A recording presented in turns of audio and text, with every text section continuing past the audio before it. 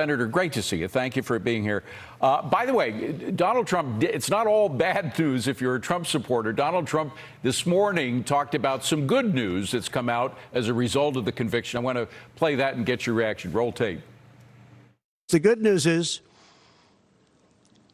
last night, we just got a report this morning, in the history of politics, I believe, maybe I'm wrong, somebody will find that I'm wrong, maybe, but I don't think so. They raised with small money donors a record $39 million.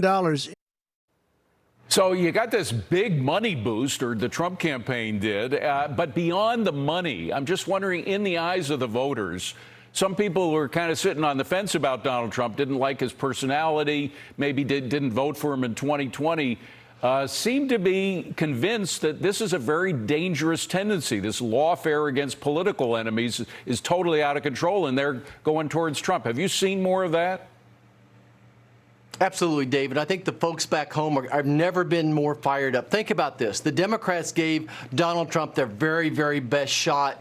We woke up this morning, and Donald Trump is up a touchdown. He's up 6 points. He raised $34 million overnight. That's $1 million for every false charge.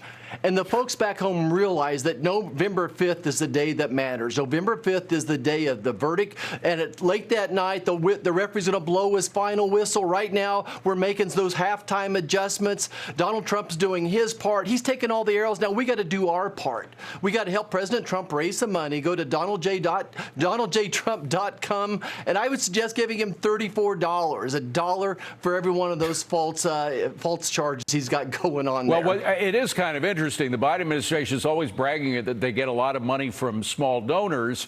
And in terms of the number of donors, it might be true. There are obviously more small donors than big donors. But this is, going in the internet, you see thousands of references to people that had never contributed to Trump before, maybe never even to a politician, but given $12 a year, $34 a year. There does seem to be a movement, a popular movement in that direction.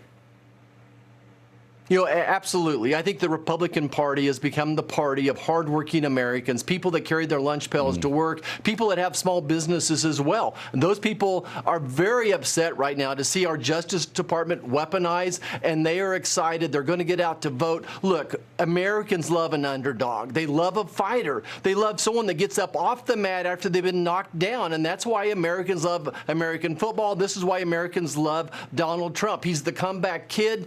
He got kicked pretty hard last night, but he's back up today. He's fighting, and we're seeing that fervor across the country everywhere I go. Now, the thing about lawfare, you do have some conservatives talking about how, hey, in order to get back at the Democrats that have turned this lawfare on, because they're not going to stop. They have smell blood in the water. They got a conviction under their belt. They're going to go full hog, continue with it, not just for Donald Trump, maybe for members of the Senate elsewhere.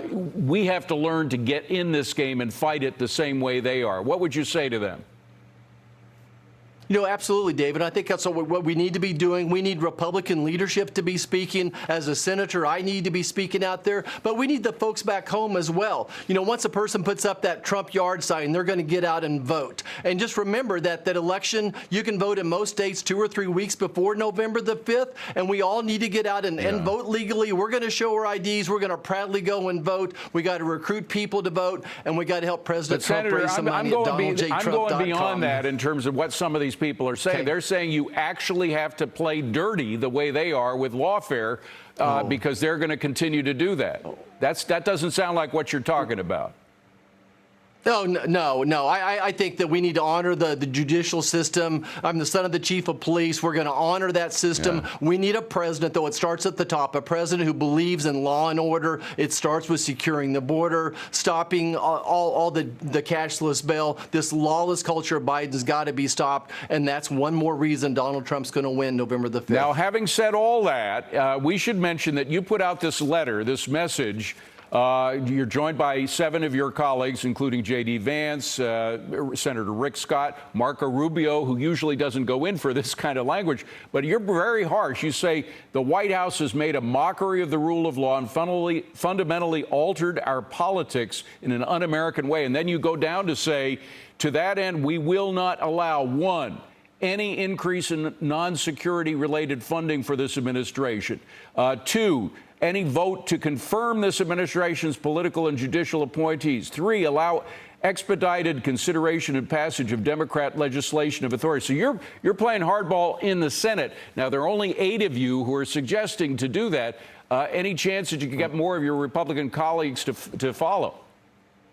Oh, they better. Look, David, remember it takes 60 votes in the Senate to do anything. So all we need is 3 more, and we make a grinding halt to everything. Look, Joe Biden has crossed the line with this weaponization of his judicial system. We're going to stand up. We're going to grind this government down to a halt as best we can, try to slow down this Biden agenda in every place we can. Senator Roger Marshall from the great state of Kansas, thank you very much for being here, Senator. Appreciate it.